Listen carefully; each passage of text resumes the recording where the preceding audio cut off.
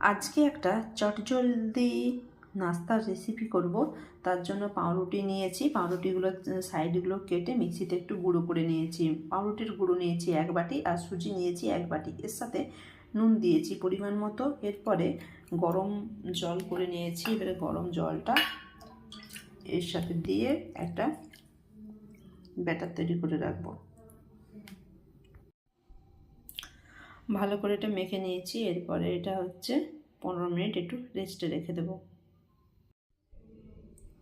একটা পুর তৈরি করব, তার জন্য মটর আর আলু সেদ্ধ করে নিয়েছি, পেঁয়াজ কুচি দিয়েছি, লঙ্কা কুচি দিয়েছি, ধনেপাতা কুচি দিয়েছি, চাট মশলা দিয়েছি, জিরে গুঁড়ো দিয়েছি, কাশ্মীরি লঙ্কার গুঁড়ো দিয়েছি, আর নুন দিয়েছি, 3 রকমের ক্যাপসিকাম দিয়েছি। এগুলো সব ভালো করে মেখে নেব।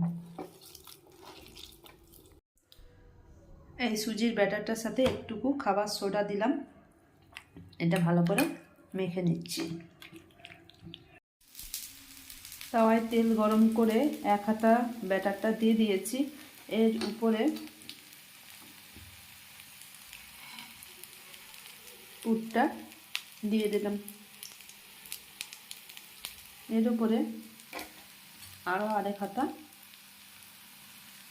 এটা দিয়ে আরেকটুকু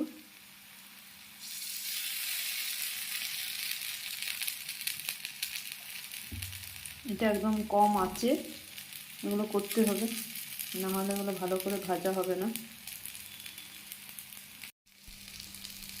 2 পিঠটা লাল করে ভাজা হয়ে গেছে। এবারে এটা উঠিয়ে নেব। ভিডিওটা দেখার জন্য ধন্যবাদ।